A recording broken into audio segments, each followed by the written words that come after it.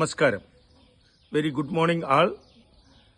I am Senior Professor Dr. Suresh K. Guptan, Director, Arogya Institute of Medical Research Center, Medical Scientist, Neuroscientist. ആദ്യമായി ഇന്ന് rare disease, neurological disease അഥവാ often disease, ഈ പല മാറാരോഗങ്ങളും അപൂർവ രോഗങ്ങളും നാഡി ഞരമ്പ് സംബന്ധമായ രോഗങ്ങളും പിടിച്ചവർക്ക് എങ്ങനെ ഏത് സമയത്ത് ഭക്ഷണം കഴിക്കണം, ആ ഓർഗൻ ക്ലോക്കിനെ പറ്റി പലർക്കും ഒന്നും അറിയില്ല എന്നുള്ളതാണ്. 90% പേർക്കും അവർ തോന്നിയ സമയത്ത് ഭക്ഷണം കഴിക്കുന്നു, തോന്നിയ സമയത്ത് വെള്ളം കുടിക്കുന്നു, തോന്നിയ പോലെ ജീവിക്കുന്നു. പല തെറ്റായ ഇൻഫോർമേഷൻസ് ആണ് ഇന്ന് മീഡിയയിലൂടെ ഇന്ന് ലോകം മുഴുവൻ കിട്ടുന്നത്.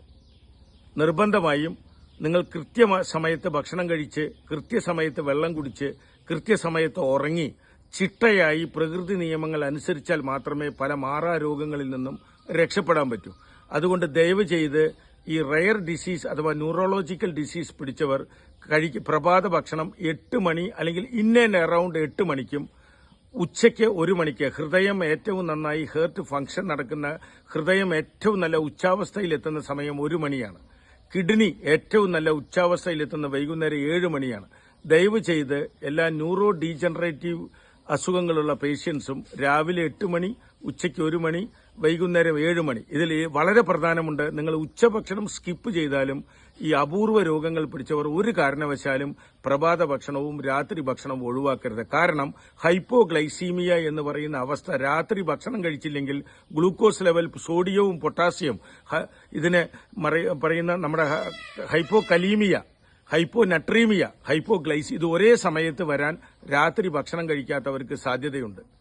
അതുകൊണ്ട് പലരും തെറ്റായ ഇൻഫോർമേഷനാണ് ഭക്ഷണത്തെപ്പറ്റി പറയുന്നത്. ഉച്ചയ്ക്ക് വേണമെങ്കിൽ സ്കിപ്പ് ചെയ്യാം, പക്ഷെ ഒരു കാരണം, അതുപോലെ തന്നെ ഇടഭക്ഷണം 11 മണിക്കും വൈകുന്നേരം 5 മണിക്കും നിങ്ങൾ ഏറ്റവും നല്ല മില്ലറ്റ് ഫുഡോ അല്ലെങ്കിൽ നട്ട്സോ ഗ്രാംസോ കഴിച്ച്, അതും തവിടുള്ളത് കഴിക്കണമെന്നും പ്രകൃതിദത്ത ഭക്ഷണം കഴിക്കാവൂ എന്നും എല്ലാ റയർ ഡിസീസ് രോഗികളും 30 മിനിറ്റ് നേരം 60% നഗ്നമായി സൂര്യപ്രകാശം കൊള്ളണമെന്നും, വൃക്കയ്ക്ക് അസുഖമില്ലാത്തവർ തീർച്ചയായും 3 ലിറ്റർ വരെ പ്രായപൂർത്തിയായവർ ശുദ്ധജലം, ചുരുങ്ങിയത് ശരീര വെയ്റ്റിന്റെ 0.33, 100 കിലോ ഭാരമുള്ള വ്യക്തി 3 ലിറ്റർ വെള്ളം കുടിക്കണം. ഇത് ഞങ്ങളുടെ ICMRന്റെ ഒരു പഠനമാണ്, NIA-ന്റെ.